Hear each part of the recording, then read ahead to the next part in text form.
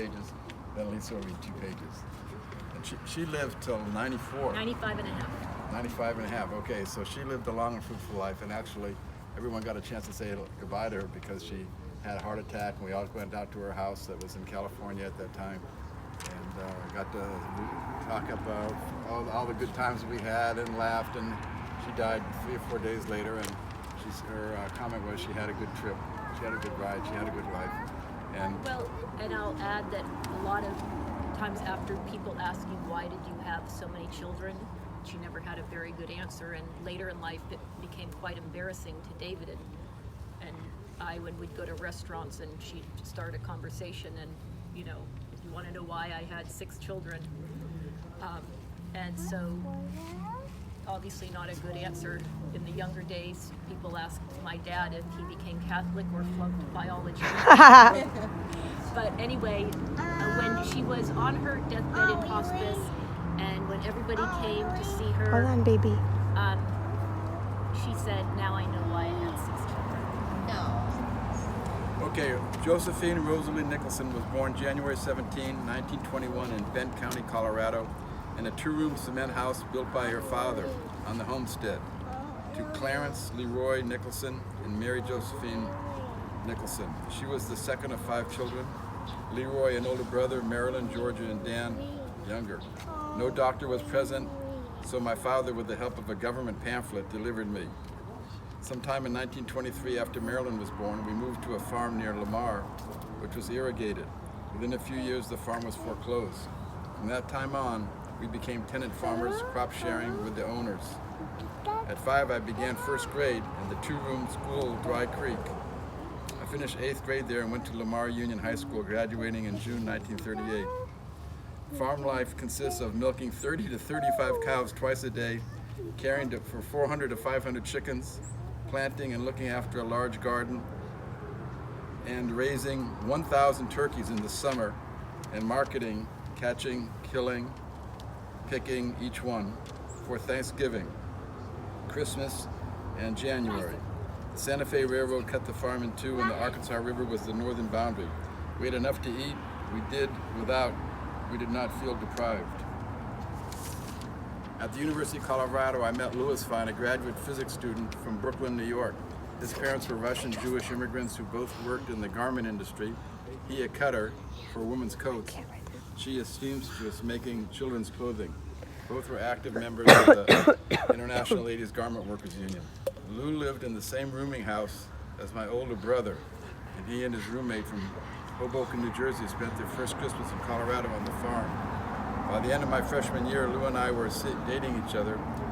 After my graduation, June 9th, 1942, from the university, I took the train to Richmond, Indiana, where he was teaching at Earlham College, and there we were married on June 11th by the judge in the Wayne County Courthouse.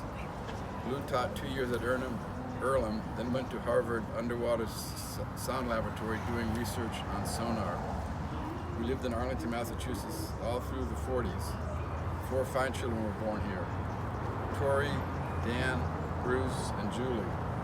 In January of 1953, we moved to Oxnard, California, where he had his own company, Computer Control Company, whose major work was with the Naval Air Missile Test Center, maintaining a new digital computer, radar. Lou left the company and we moved to Palo Alto thereafter. He was an independent consultant in the computer field. 2 more children were born: David Nelson in Oxnard and Lisa Marilyn in Palo Alto.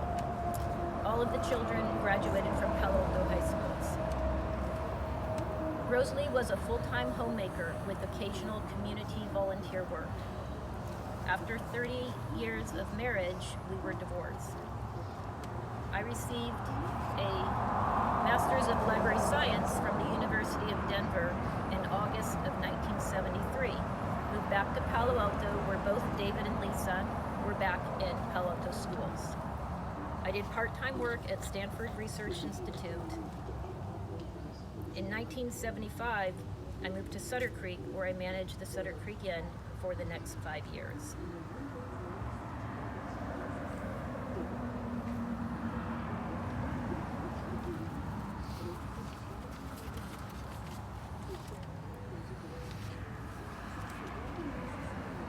In 1978,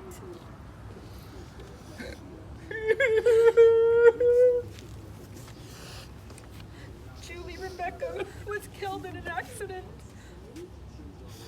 No greater loss have I ever known, nor pain.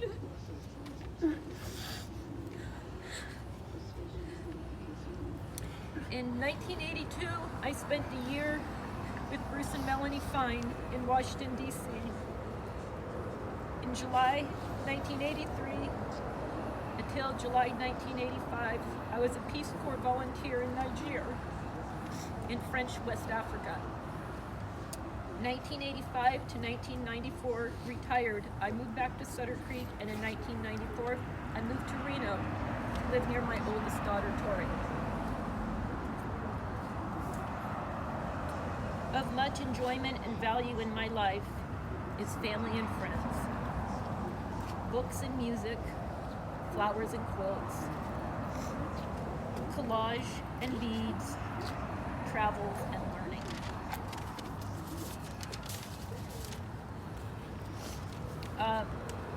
In Palo Alto, she was president of Camp Unilay Association. In Sutter Creek, president of American Association of University Women. In Reno, president of the Elder Hostel and Learning in Retirement organizations with the University of Reno. Participated in many Elder Hostel programs, traveled, visited Mexico, Costa Rica, Caribbean, England, Scotland, Ireland, Wales, France, Spain, Portugal, Switzerland, Holland, Germany, Italy, Greece, Israel, Russia, Denmark, Norway, Sweden, Botswana, Niger, Kenya, Zimbabwe, China, Austria, Slovakia, Senegal. One daughter and one granddaughter preceded me in death. Okay, we're going to bury the ashes. Be like this. Nothing else What? today.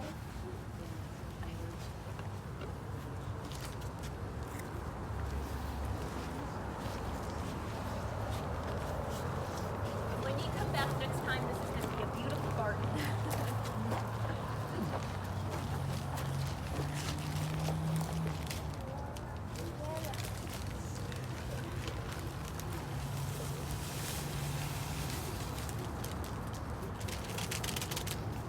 Should we get the shovel?